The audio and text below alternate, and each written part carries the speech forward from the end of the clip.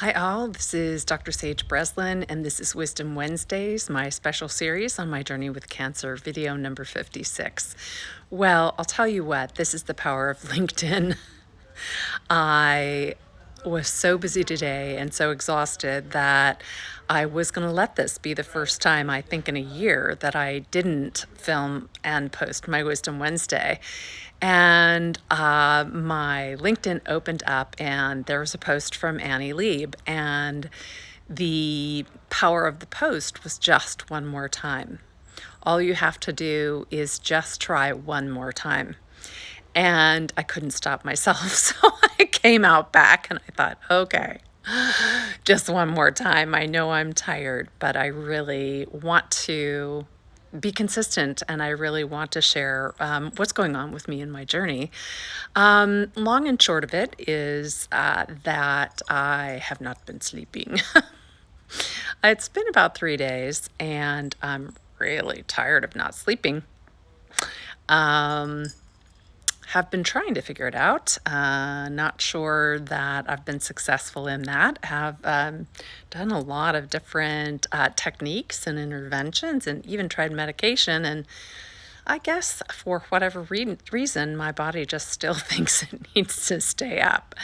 So I am being gentle with myself, as I always encourage you to do, and being compassionate. And I'm sure at some point in time, it will become clear to me why I needed to stay up this long.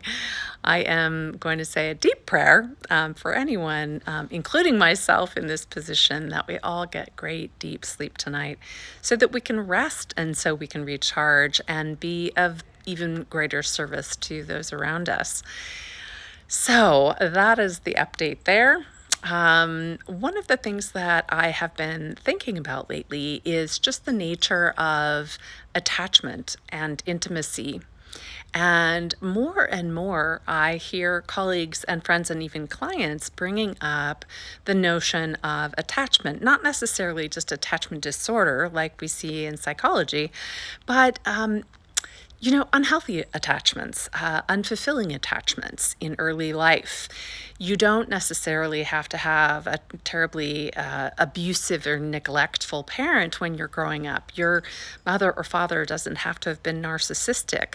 But if for some reason there has been an interruption in that attachment, we begin to see signs of that as you make adult kinds of relationships. Sometimes you'll even see them in early life relationships.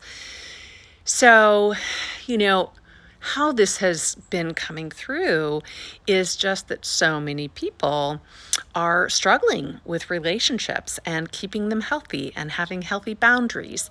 And relationships can be at work, they can be at home, they can be with friends. It doesn't really matter, because relationships are a reflection of, our own relationships with ourselves. But if you look down deep, typically there is some sort of unrequited or unhealthy or neglected relationship with a parent or early caregiver where, a child just didn't get what they needed. And, then that gets expressed by often fears in relationships, the need to prove, self-protection, like shutting down and not letting anyone in. I was absolutely the queen of me do. Right? I will do it all myself. I'm never going to ask for help. And it wasn't because I then would not be disappointed. It was that I felt vulnerable to ask for help. And honestly, this past year has taught me so much about receiving and the glory that other people have when they are able to give, and they see how much I flourish in receiving. So that's been an incredible journey for me this year. But if you look back, I had relatively nice, healthy-ish parents, but they had their own journey. They had their own troubles. And because of that, they may not have been watching as carefully as they should have. And other people were lurking in my midst, and I was traumatized. Not because of my parents' abuse or anything like that, but because their things got in the way of what they needed to be able to see in order to protect me. And so over time, I found that it was very difficult to be in relationship, and that I would get in relationships with people who would take from me or would use me or would hurt me. And I didn't know how to stop it. And I finally exercised my rights, even very recently. I'm not in a relationship now, but I was having a conversation with somebody, and I was kind of vetting them out, and I just thought to myself, my intuition was like, this is not a good fit. And I was able to open up my mouth and create solid boundaries and just said, this isn't a good fit, thank you very much. Click, done. Whereas I've also been able to say yes to new relationships and friendships that are healthy and do, honor boundaries in the relationship. So I just wanted to remind you of that it is difficult to achieve intimacy when you have issues with attachment. And again, that doesn't make you attachment disordered, right? It means that we all have things that can get in the way of early attachment, and then that gets in the way of creating healthy relationships and exercising boundaries in relationships and experiencing and enjoying intimacy. So if you are a leader in that position, you may want to check out our masterminds, because these are created specifically to help you not only increase your authenticity, but to do so as you are building and developing intimacy with other leaders.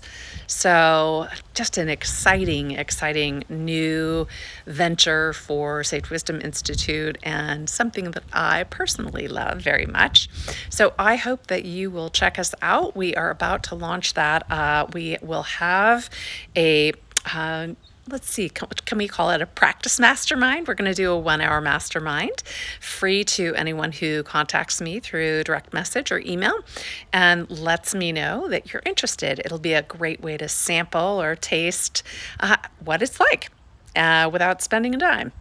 So I am so happy to be with you. This is Dr. Sage Breslin. This is Wisdom Wednesdays, the evening edition. Thank you, Annie, for the reminder. Just one more time, even if you're tired. And we will be looking forward to seeing you very soon. Enjoy yourself, whether it's day or evening your time.